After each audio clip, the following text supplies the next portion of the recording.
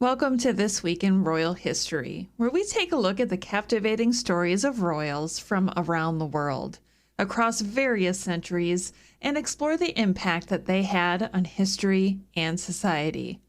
Through their triumphs and tragedies, these royals shaped the world we live in today, leaving behind legacies that continue to inspire and intrigue us. The Tudors Dynasty Podcast.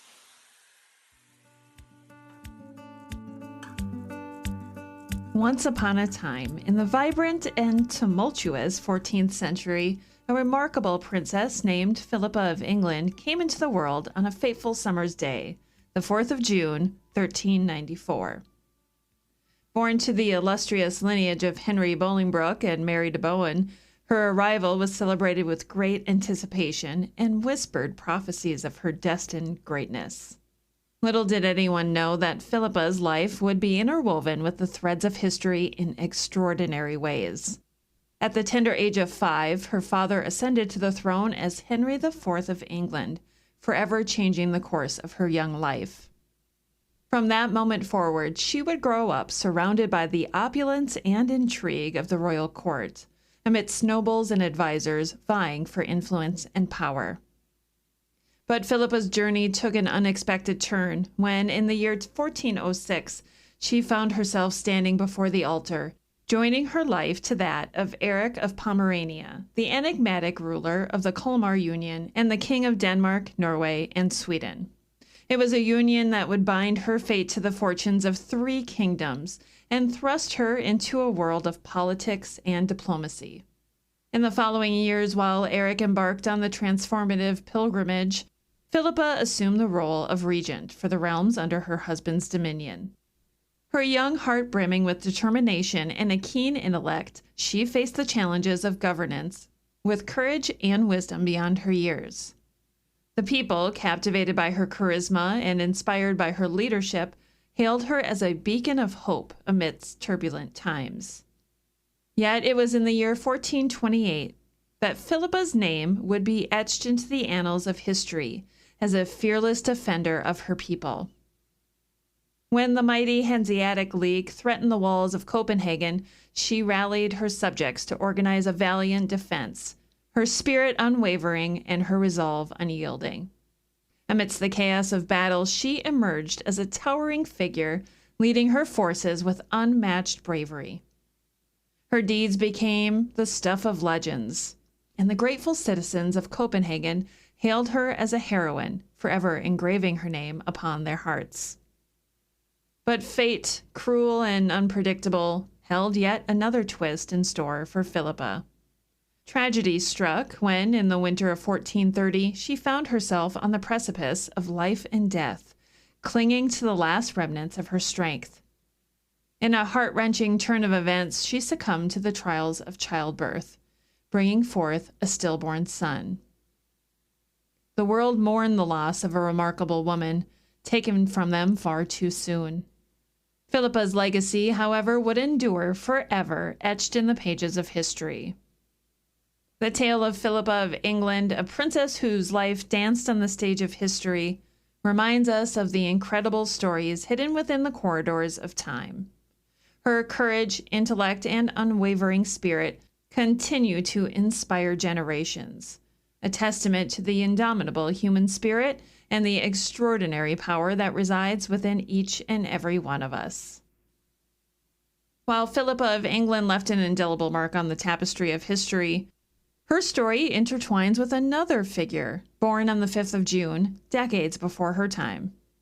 As the sun cast its golden rays upon King's Langley Palace in the year 1341, a baby boy named Edmund made his grand entrance into the world. His parents, the revered Edward III of England and the most noble Philippa of Hainault, welcomed their 4th surviving son with joy and anticipation. From his earliest days, Edmund's destiny seemed intertwined with the currents of power and dynasty. In July of 1372, he exchanged vows with the radiant Isabella of Castile, forging a bond that would shape the course of his life. Together they embarked on a journey of love and devotion, blessed with 3 cherished children who brought light and laughter to their noble halls. It was in the heady days of August 1385 that Edmund's path took a transformative turn. Recognizing his unwavering loyalty and noble spirit, he was bestowed with the illustrious title of Duke of York, an honor that set him apart as the first bearer of that coveted mantle. Little did he know that this very act would be the catalyst for a legacy that would reverberate through the ages. Edmund, the founder of the House of York, stood at the epicenter of a storm that would shake the foundations of England. The flames of conflict ignited during the Wars of the Roses, a bitter struggle between the House of Lancaster and the House of York for the throne. As the scions of these rival factions clashed on the battlefield, the echoes of their strife reverberated across the land, shaping the destiny of a nation. Yet it is through Edmund's youngest son, Richard of Königsberg, that his lineage weaves its intricate tapestry. From this seed of ancestry sprouted great-grandchildren who would etch their names into history's annals, like Edward IV and Richard III. And from there, the branches of Edmund's family tree stretched wide and far, encompassing all English monarchs that would follow, commencing with the formidable Henry VIII. In a twist of fate, his great-great-granddaughter, Elizabeth of York, would play an instrumental role in the union of the houses of York and Lancaster through her marriage to Henry VII. When the final chapter of Edmund's life was written on the 1st of August, 1402, the world mourned the loss of a remarkable man. His mortal remains found rest in the sacred grounds of King's Langley Priory, where his tomb became a testament to his noble lineage and enduring legacy. As the tides of time shifted, his earthly resting place was relocated in 1575 to All Saints' Church, nestled in the heart of King's Langley, after the dissolution of the priory. Edmund's story, intertwined with the rise and fall of kingdoms, served as a reminder that within the intricate threads of history lie the tales of individuals who shaped the world around them. Through his bloodline, a legacy was born, one that resonated through generations, leaving an indelible mark on the tapestry of England's rulers and illuminating the path for those who would follow in his footsteps. As the pages of history turn, the tale of Edmund Crouchback unfolds, revealing a lineage that stretches back to a time long past. Born on a wintry day, the 16th of January in the year 1245, within the bustling city of London, he entered the world as the cherished second son of King Henry III of England and the radiant Eleanor of Provence. His elder brother Edward would one day ascend to the throne of England as Edward I. But Edmund's own path would carve a unique and notable narrative. In 1267, the mantle of nobility was bestowed upon Edmund as he was granted the titles of Earl of Leicester and Lancaster. With these honors adorning him, he stepped into the footsteps of his esteemed family, carrying their legacy with pride. But it was upon the stage of the Ninth Crusade, amidst the storied sands of a distant land, that Edmund would receive a moniker that would forever be associated with his name. During his time on the crusade in 1271, Edmund, adorned in a distinctive attire, caught the attention of his comrades. His attire, featuring a cross displayed prominently on his back, earned him the nickname Crouchback, symbolizing his devotion and commitment to his faith. Thus, this unique appellation became forever entwined with the legacy of Edmund, adding a touch of mystique to his story. In the year 1276, Edmund forged a union of hearts and kingdoms when he entered into his second marriage, this time with the beguiling Blanche of Artois. Together, they nurtured a family and celebrated the arrival of 3 beloved sons, creating a legacy that would reverberate through the annals of time. Yet fate, in its capricious nature, had a different chapter in store for Edmund. As the years unfolded, Edmund found himself embroiled in the siege of Bayonne. It was during this tumultuous conflict that his life was tragically cut short on the 5th of June in 1296. At the age of 51, Edmund breathed his last breath, leaving behind a legacy as rich as the soil on which he fought. As the story of Edmund draws to a close, the tapestry of history unfurls to reveal the life of another noble figure, born in the vibrant city of Paris on the 4th of October, 1289. This figure was none other than Louis, the son of Philip IV of France and Joan I of Navarre, a prince whose destiny would be shaped by the intricacies of power, love, and tragedy. At the age of 15, Louis was thrust into the role of King of Navarre, following the passing of his mother. It was a weighty burden for one so young, yet he shouldered the responsibilities with a sense of duty that surpassed his years. In that same transformative year, he entered into a union with Margaret of Burgundy, a marriage that held the promise of joy and prosperity. Their love was blessed with the birth of a daughter, the future Joan II of Navarre, whose destiny would intertwine with the course of history. However, life's twists and turns often lead down unforeseen paths, and tragedy befell Louis and his family. In 1314, a storm of scandal and betrayal engulfed the royal court, as charges of adultery were leveled against Margaret and her sister-in-law, Blanche of Burgundy, along with the wives of Louis's brothers. In a grim turn of events, Margaret and Blanche were found guilty, sentenced to a lifetime of imprisonment. Margaret's life, fraught with suffering, met a tragic end within the walls of her prison in 1315. Now, despite the darkness that overshadowed his personal life, Louis ascended to the throne as Louis X of France in late 1314, taking up the mantle of his ancestors. Seeking solace and companionship, he remarried shortly after Margaret's death, joining hands with Clementia of Hungary. Together they welcomed the arrival of a son, a beacon of hope for the dynasty. Yet fate would once again unleash its cruel hand upon Louis's family. On the 5th of June in the year 1316, Louis died, leaving behind a kingdom steeped in grief. His infant son, John I, came into the world after his father's passing, inheriting the crown that was never graced by his father's touch. The young prince's reign was fleeting, lasting a mere 5 days before he, too, succumbed to the fragility of life. As the tales of monarchs intertwine, the chronicles of history unveil yet another momentous occasion, set in the vibrant city of London. On the 6th of June, 1522, the illustrious Charles V, Holy Roman Emperor, made his grand entrance into the heart of England, accompanied by the formidable Henry VIII himself. The purpose of Charles's visit was twofold: to forge a robust alliance between their respective realms and to solidify a betrothal that held the promise of future union and prosperity. As a nephew of Catherine of Aragon, the Queen Consort of England, Charles bore a familial connection to the English court. It was in this context that his journey to England took on a deeper significance: his betrothal to the young Princess Mary, the 6-year-old daughter of Henry VIII and Catherine of Aragon.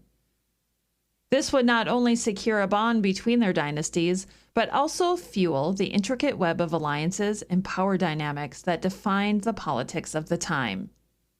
As Charles and Henry embarked on their progression through London, the city came alive with pageantry and celebration.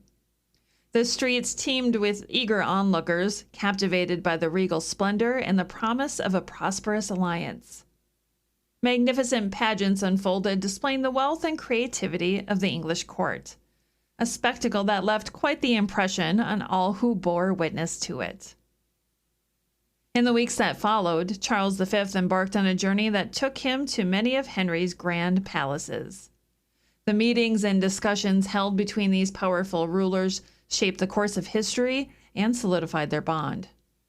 The diplomatic endeavors of their time together laid the foundation for a lasting alliance, one that would have far-reaching consequences in the realm of international affairs. After a month of camaraderie, discussions, and diplomatic exchanges, Charles bid farewell to the English court in mid-July. The amicable parting of ways served as a testament to the successful outcome of his visit, leaving behind a sense of goodwill and strengthened ties between the realms. As the echoes of Charles's visit lingered in the corridors of power, the world watched with bated breath, eager to witness the unfolding chapters of an alliance poised to shape the destiny of nations. In history, the entry of Charles V into London stands as a milestone, a fleeting moment when the fates of empires converged and a path was paved towards a future of intertwined destinies and shared aspirations. As the threads of history continue to weave their intricate patterns, the tale of Anne of Bohemia emerges, a young woman born into noble lineage. On the 11th of May in the year 1366, within the embrace of Prague, Anne drew her first breath, a cherished daughter of Charles IV, the revered Holy Roman Emperor, and Elizabeth of Pomerania. In the twists and turns of fate, Anne's path led her across the sea to the shores of England.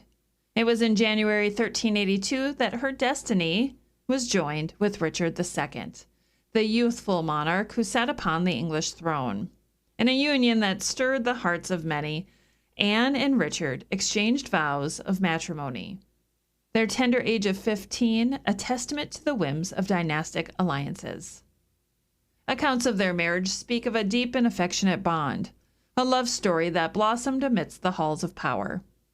Anne's wisdom and counsel may have guided Richard in matters both personal and political, as they navigated the challenges and responsibilities befitting their royal station.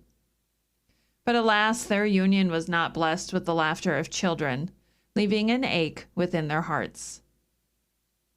Tragedy, like an uninvited guest, cast its shadow upon the young people. The devastating plague, a relentless scourge of the era, claimed Anne's life on the 7th of June, 1394. She was 28 years old. Richard's anguish over the loss of his beloved Anne was so profound that he ordered the very palace where she drew her last breath to be demolished, a poignant testament to his heartbreak.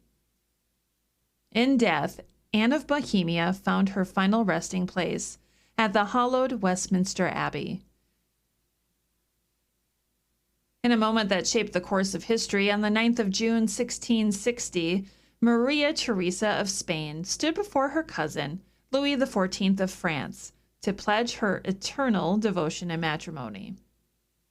Their union held within it the power to bring an end to the protracted conflict that had engulfed Spain and France, a war that had cast a shadow over their realms for far too long. Their wedding was a grand affair, a symbolic bridge constructed on the border that once divided their lands.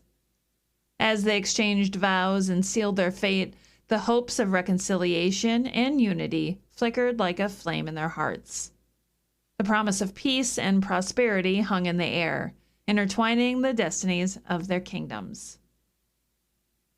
Maria Teresa and Louis XIV welcomed the arrival of 6 children, though the challenges of life would steal away all but their eldest son, Louis. Their lineage carried the weight of their shared legacy. Through Maria Teresa's lineage, a formidable claim to the Spanish throne emerged. Their grandson, Philip V of Spain, would ascend to the seat of power in the year 1700, marking the dawn of the Spanish Bourbon dynasty.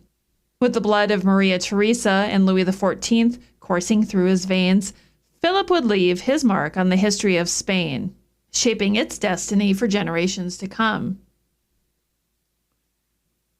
And lastly, a quick little interesting piece of history from this week in royal history I'd like to share with you. 2 daughters of George II of Great Britain and Caroline of Ansbach, whose names were Caroline and Amelia, were both born on the 10th of June, Caroline in 1713 and Amelia in 1711. These sisters played significant roles in British history, with Caroline serving as a devoted daughter and Amelia becoming a philanthropic figure. Thank you so much for listening again this week to This Week in Royal History. I'd like to give a special shout out to my newest patron, Joyce M. Thank you so much, Joyce, and thank you for all of my existing patrons as well. If you'd like to become a patron and receive these episodes commercial-free, you can do so by going to patreon.com/tutorsdynasty. Thanks again for listening. I'm Rebecca Larson. Until next time. Thanks for listening to this episode of the Tudors Dynasty Podcast. You can follow and support the Tudors Dynasty Podcast on Facebook, Twitter, Instagram, and Patreon @Tudors Dynasty.